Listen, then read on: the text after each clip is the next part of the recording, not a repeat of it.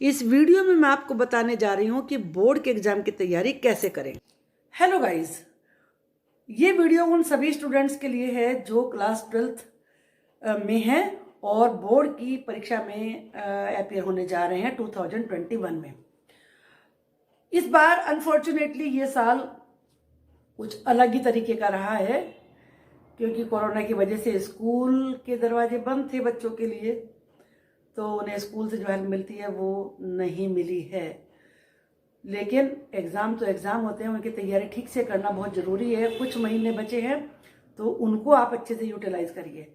मेरा सबसे पहला और इम्पोर्टेंट सजेशन ये है कि आप NCERT की बुक्स पे पहले ज़्यादा ध्यान दीजिए, क्योंकि 70% पेपर केवल और केवल NCERT की बुक से ही आता है।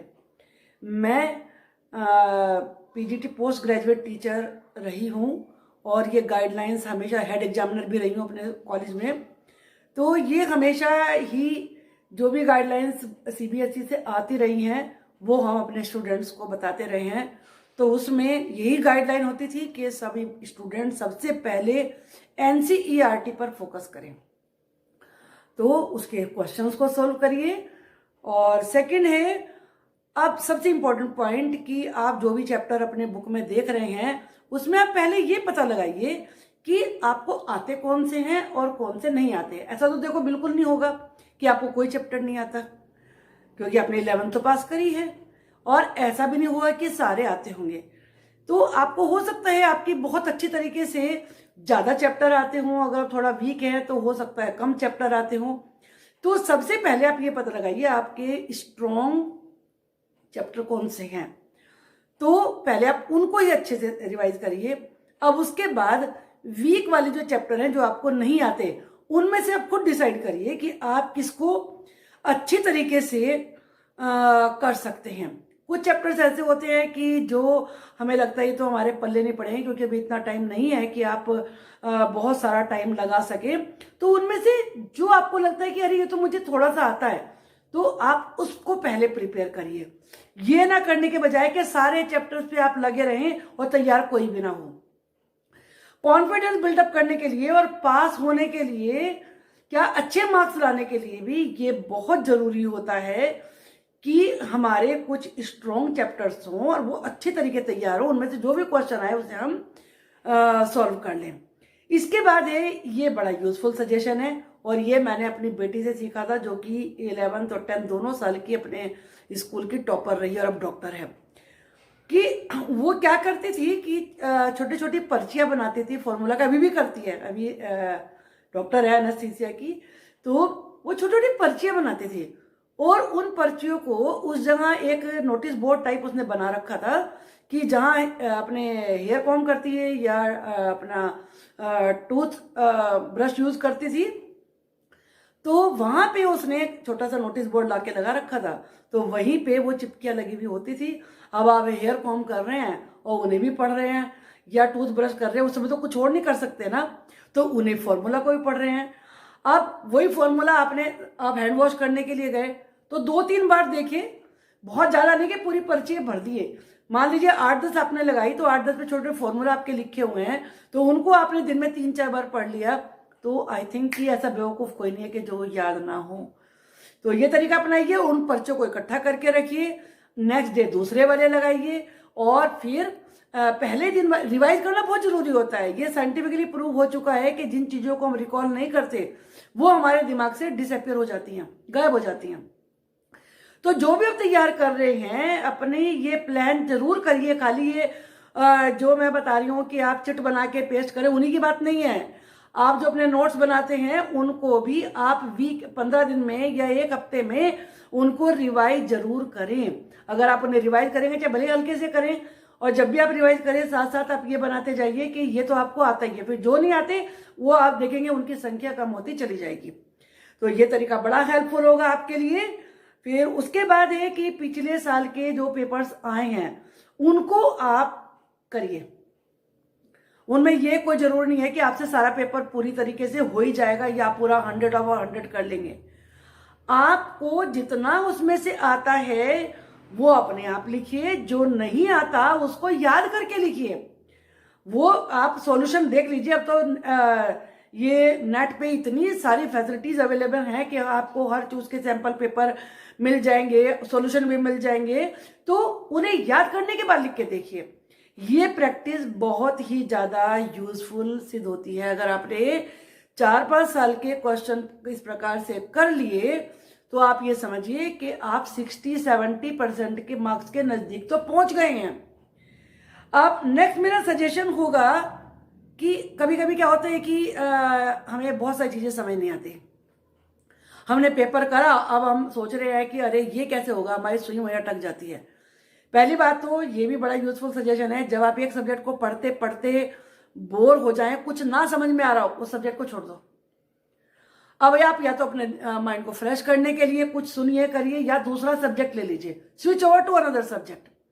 तो इससे क्या होगा कि आपका इंटरेस्ट फिर दोबारा से रिवाइव हो जाएगा, और फिर फ्रेश माइंड के साथ जो चीज समझ में नहीं आ रही थी, अब आप उसको दोबारा से अटेम्प्ट करिए। जब आप उसको दोबारा से अटेम्प्ट करेंगे तो 50% ऐसे चांसेस हैं कि वो आपको समझ में आ जाएगा। अब अगर मान लीजिए फिर भी डाउट होता है, फिर भी हमें समझ नहीं आ रहा है, तो या तो अपने टीचर्स के कांटेक्ट में रहिए, या ट्यूटर के कांटेक्ट में रहिए, और या फिर आपसे जो इंटेलिजेंट आपके फ्रेंड्स हैं, इंटेलिजेंट से मतलब है कि जिनको आपको लगता है कि इसको ये चैप्टर आता होगा, अगर वो आपकी हेल्प करने को, आपके डिस्कस करने को तैयार हो, तो उनसे भी आप डिस्कस करिए। ये चीजें बड़ी यूजफुल रहती हैं हमारे कॉन्फिडेंस को बिल्डअप करने में। क्योंकि अगर हमें लगता है कि क्या होता है कि अगर हमें किसी चैप्टर में से कोई चीज समझ नहीं आई, तो जो आता है वो तो हम भूल जाते हैं, अब जो नहीं आता वो चीज हावी हो जाती है। तो उससे क्या होता है, हमारा जो कॉन्फिडेंस होता है वो खत्म होता है। और पेपर को टैकल करने में, ये मैं दावे से कहती हूँ कि किसी टीचर को भी पूरा 100% हम सोच लें कि वो इतने टाइम में फटाफट कर देगा, नहीं कर सकते। लेकिन बच्चे कर लेते हैं, क्योंकि वो इतनी बार रिकॉल करते हैं, इतनी बार रिवाइज करते हैं, और इतना वो उनका कॉन्फिडेंस हाई होता है करते करते कि वो कर जाते हैं। तो आप भी इस चीज को ध्यान में रखिए कि आप जो आपको आता है उस चीज को बार बार सोचिए, अरे मुझे ये आता है। इससे आपका कॉन्फिडेंस बनेगा, और जब हमारा कॉन्फिडेंस अप होता है तो हमें चीजें अच्छे से याद आती है, क्योंकि हमारी जो मेंटल पावर है वो ज्यादा एक्टिव रहती है।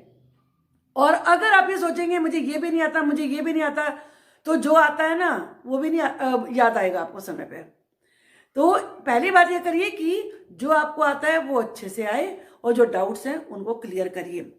अब इसके बाद जैसे आज मोबाइल इतना सब यूज करते हैं, सोशल मीडिया इतना ज्यादा हावी दिमाग पे है, लेकिन भैया एग्जाम के टाइम में ये भी बहुत जरूरी है कि उसका यूज मिनिमाइज करिए। मैं ये तो नहीं कह सकती कि बिल्कुल यूज मत करो, क्योंकि ऐसा तो पॉसिबल ही नहीं है, लेकिन मिनिमाइज करिए। अपने मोबाइल को थोड़ा अपने से दूर रखिए, टाइम डिसाइड कर लीजिए कि मैं इस समय से इस समय के बीच में ही बात करूंगा, उसको ऑन मत रखिए। नहीं तो जैसे ही बेल बजेगी, जैसे अगर साइलेंट मोड में भी रख लिया तो लाइट तो फ्लैश होती है ना, तो वो हमें डिस्टर्ब करते हैं, हमारी कंटिन्यूटी उससे डिस्टर्ब होती है।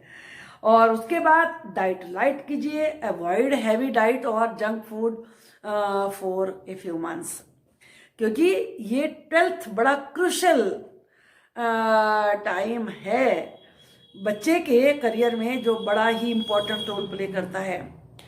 आप सारे कंपटीशन 12th के बाद होते हैं, आपकी परसेंटेज बहुत मैटर करती है, और सबसे बड़ी इंपॉर्टेंट बात यह है कि आपकी सोच क्या बनी उस समय, तो वो आपके लाइफ के रास्ते को डिसाइड करने में बहुत इंपॉर्टेंट रोल प्ले करती है। तो इसलिए अपने अच्छे से नियम बनाइए, खुद दूसरों को थोपे हुए नियम नहीं फॉलो करने हैं। थक जाएं तो माइंड रिफ्रेश करना बहुत जरूरी है। ये नहीं कि थक गए, पढ़ते जा रहे हैं, उससे तो आपकी एनर्जी वेस्ट होती है, फिजिकल एनर्जी वेस्ट होती है, और मेंटल एनर्जी भी आपकी वेस्ट ही होती है। तो अपना टाइम डिसाइड करिए। अब ये पर्सन टू पर्सन डिफर करता है कि कुछ बच्चे 10 आवर्स तक भी मतलब पूरे डे में पढ़ सकते हैं, लेकिन यहाँ मैं जो बात कर रही हूँ वो एट ए स्ट्रेच पढ़ने की बात कर रही हूँ। एट ए स्ट्रेच आप 1.5 घंटा कंसंट्रेशन से पढ़ सकते हैं तो 1.5 घंटा ही पढ़िए। After that take a break. Take a break का मतलब है आपको अपने दोस्त से बात करनी है, या आपको म्यूजिक सुनना है, या आपको कुछ गेम खेलना है, जो आपको करना है, बाहर जाना है, वॉक के लिए जाना है, वो उस समय में करिए। And then come at another subject. Next point है कि ये मत सोचिए कि मैं तो मैथ्स करूँ, मैंने देखा है कितनी बारी, क्योंकि मैथ्स में बहुत प्रैक्टिस की जरूरत होती है। तो बच्चे क्या करते हैं, मैथ्स के सम्स पे सम करते जा रहे हैं। अब क्या होता है, फिजिक्स, केमिस्ट्री, इंग्लिश, वो तो सारे सब्जेक्ट पे कोई फोकस ही नहीं रहता है। तो अपना टाइम डिवाइड करिए। अब ये अलग बात है कि मान लीजिए पीसीएम है, पीसीबी है, उन्हें ज्यादा टाइम की जरूरत है, लेकिन वो चलने सारे चाहेंगे डेली।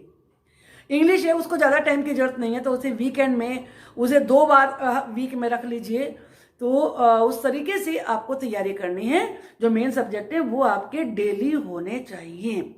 ओके, फिर उसके बाद एक हाइलाइटर अपने हाथ में रखिए। जो भी मेन पॉइंट्स आते हैं या जो आपको समझ नहीं आए हैं या समझ आ गया, तो आपको लगता है कि अरे ये मुझे रिवाइज तो करना ही पड़ेगा, नहीं तो मैं भूल जाऊंगा, उसको अपनी हाइलाइटर से हाईलाइट करें। क्योंकि एग्जाम से पहले की प्रिपरेशन भी मैटर करती है। इतना टाइम किसी के पास नहीं होता कि पूरी बुक पढ़ लेंगे, तो अभी से नहीं पढ़ सकते हैं, तो वो अपने नोट्स बना के रखिए। अगर आप इन चीज़ों को, सबसे मैं बताऊं आखिर में बात, तो इम्पोर्टेंट ये है कि ये तो मैंने अपने सजेशन दिए अपने एक्सपीरियंस से। अदरवाइज तो हर किसी को अपना फॉर्मूला निकालना पड़ता है कि मैं कैसे अच्छा पढ़ सकता हूँ, कैसे तैयारी कर सकता हूँ। मेन फोकस होना चाहिए how to achieve success in life. रास्ते सब अपने अपने अलग अलग ही बनाते हैं, कितना तेज चलना है, कितना स्लो चलना है, you have to decide. English की प्रिपरेशन के लिए मैं एक और वीडियो बनाऊंगी, you wait for that. Channel को सब्सक्राइब करिए और वीडियो पसंद आई है तो लाइक करिए और शेयर करिए। Thank you and I wish good luck to you.